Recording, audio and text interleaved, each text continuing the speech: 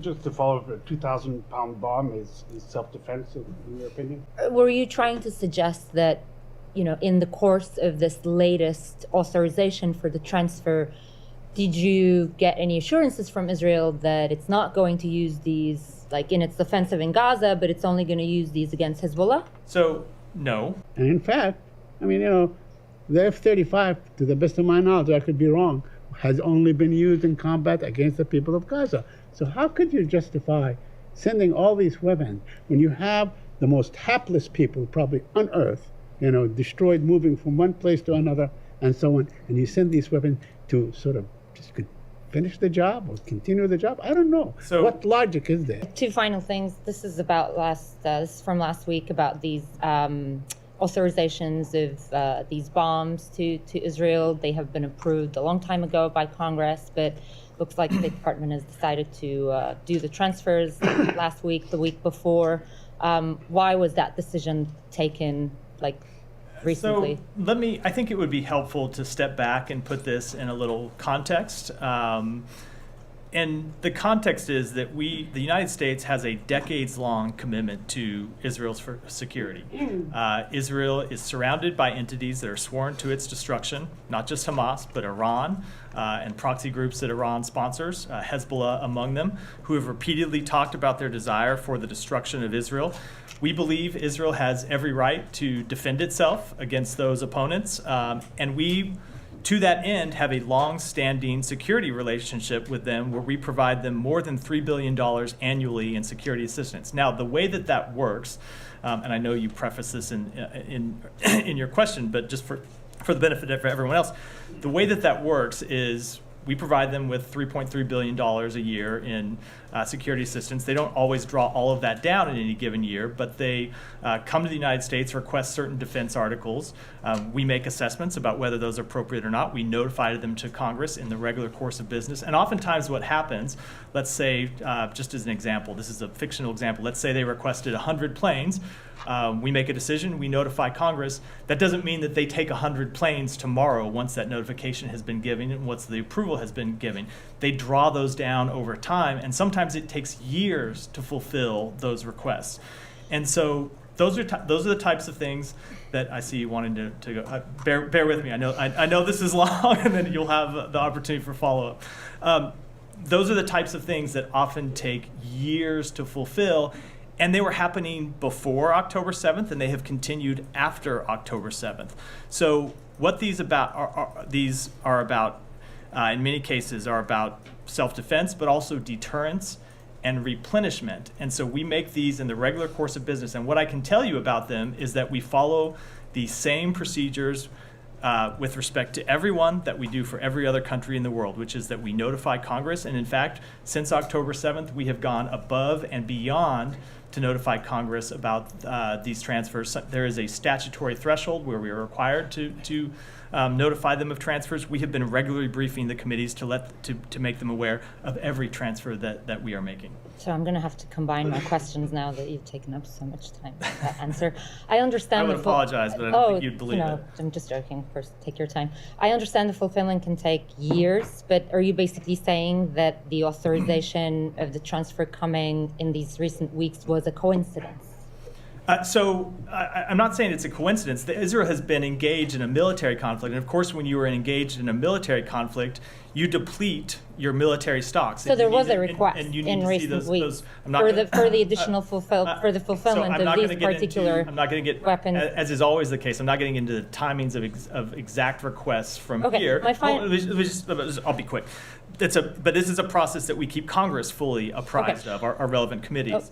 But when you see these types of requests and when they get publicly reported, you have to remember that Israel is in an armed conflict and is expending a great deal of defense material, and some of that needs to be replenished for Israel's long-term security. And my final thing on this is, Secretary and a lot of senior officials from this administration basically said far too many Palestinians have been killed. But when you go and and we know that the administration's policy hasn't changed, it is not conditioning weapons to Israel, but when you go and make such an authorization of the transfer in recent weeks, even if the actual weapons transfer has been approved years ago, don't you think that is going to damage the weight of your word your credibility and basically your sincerity in saying that far too many Palestinians have been So killed. I do not agree with that at all. We have been very clear that we want to see Israel do everything it can to minimize civilian casualties. We have made clear that they need to do that they need to operate at all times in full compliance with international humanitarian law. At the same time, we are committed to Israel's right to self-defense, and this is a long-term commitment the United States has made, that it made before October 7th, and that continues it continues since October 7th. So obviously, the fight in Gaza is connected to Israel's long-term security in very substantial ways. I got into some of that with response to Matt's question. But Israel still faces, in addition to the security challenge posed in Gaza, it still faces an Iran that is hostile to Israel. It still faces Hezbollah on its northern border that is hostile to Israel and says it is committed to the destruction of Israel. And so we are going to continue to support Israel's ability to defend itself against those sworn enemies that want to see it end as a modern state or a state at all. Just to follow up, a 2,000-pound bomb is self-defense, in your opinion? So they need to have the ability to defend themselves against a very well-armed adversary. Like I said, Iran, Hezbollah, which has thousands and thousands of fighters and quite sophisticated material and quite sophisticated weaponry, as we've seen them deploy, against Israel in the last few days. So yes, they do need the modern military equipment to defend themselves against those adversaries. In Gaza before, in the beginning in Gaza. And we have made clear to them that whatever weapon they use in Gaza, be it a bomb, be it a tank round, be it anything, that we expect them to use those weapons in full compliance with international humanitarian law. And we have had very frank conversations with them about the fact that far too many civilians have died through their operations, and that they need to do better in taking into account the need to minimize civilian harm, and we'll continue to do that. On that point, the requests were done years ago, what have you, but this time around you're suspiciously very careful not to publicize it. Usually you do the notifications to Congress, you do a statement, what have you. But this time, I understand you didn't need to do it because it was passed. But I just say we did notify Congress. I know, we but you didn't followed publicize it. So it is Usually not. you do on arms sales and all that. You publicize it. So that's not true with respect to most arms sales around the world. I know people have gotten used to the tempo of arms sales with respect to Ukraine, but that is a very different situation than our arms sales to Israel or any other country with which we have a security relationship, because we stood it up from nowhere right before an active war, where most of our security relationships, we don't publicize our ongoing sales. What we do is we notify Congress about those sales, and we have done that with respect to these sales to Israel, as we do with respect to sales anywhere in the world. Okay. You talked about the 2,000-pound bombs and so on. You think that it is really wise to send it at this time? When this far in this battle, or this war, it has only been used in Gaza. I mean, I know you say that Israel is surrounded by, people that wish it well and so on, but in fact, it's surrounded by Egypt with very good relations with Israel, surrounded by Jordan with good relations with Israel, surrounded by Syria that is obviously embroiled in its own civil war and cannot even defend itself against attacks as we have seen today. So, quite the contrary, Israel is surrounding Hamas, and it's using these weapons to do that. And in fact, the F-35, to the best of my knowledge, I could be wrong, has only been used in combat against the people of Gaza. So how could you justify sending all these weapons when you have the most hapless people probably on earth, destroyed, moving from one place to another and so on, and you send these weapons to sort of just finish the job or continue the job? I don't know. So, what logic is there in sending those weapons? So the logic is exactly what I outlined a moment ago.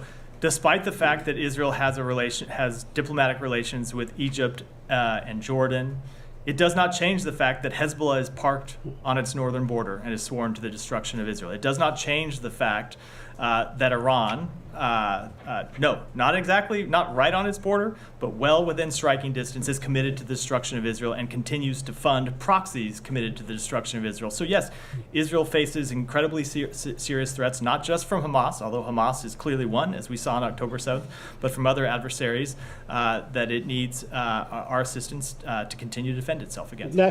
I understand the regular course of business when it comes to arms sales, of course, Israel, any other country. But I'm just trying to understand if you're saying that, these weapons were promised, they were approved, the process went through, and now they're going forward.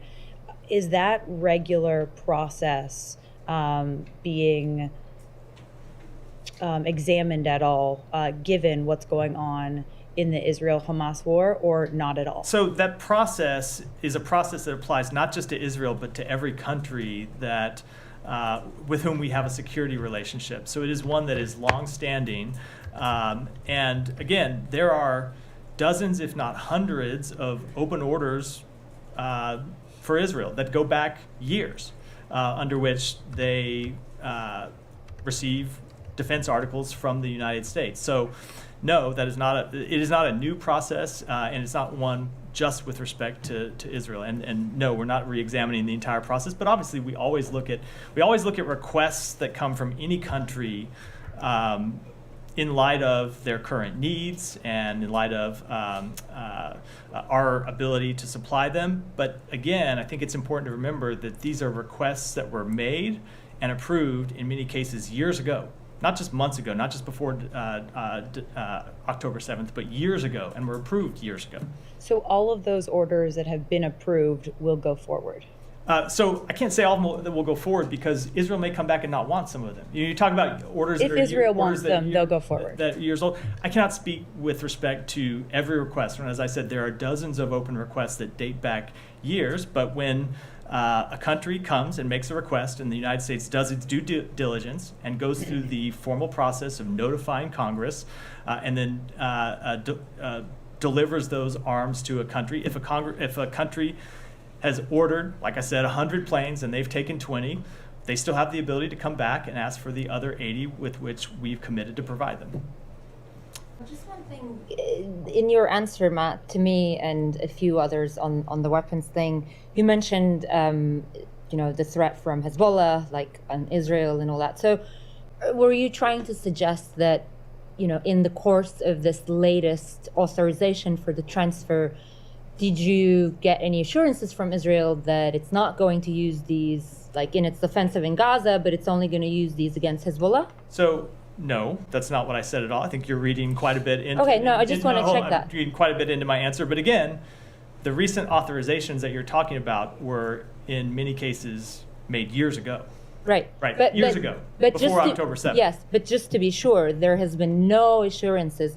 United States has not sought any assurances from Israel, just in the wake of this or just before this transfer, like you can use it in this place and you can't use it in that place. So There's been no such conversation. I am not going to get into the private conversations we have with Can you even do that legally? Any country in the world, but that is not to read into that. You should not read into that we are imposing some kind of conditions.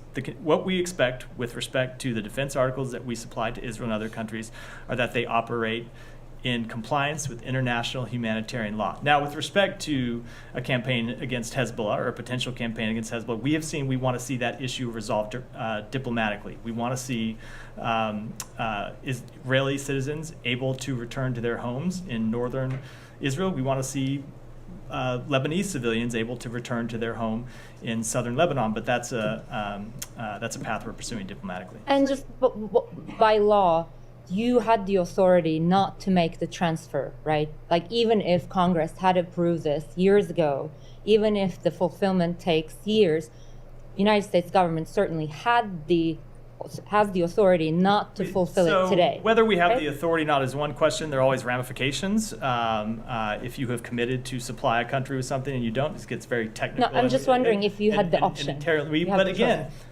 we are committed to the defense of Israel. Yeah. I know people want me to say some kind of different answer, but we are committed to Israel's long-term security. And again, this is something that predates October 7th and will continue to be the policy of the United States. And we will, in keeping with that commitment, continue to be very direct and candid with Israel about how it is in their interest to use the articles of defense that we provide them, as well as weapons that they manufacture themselves, in full compliance with international humanitarian law and in a way that minimizes civilian harm.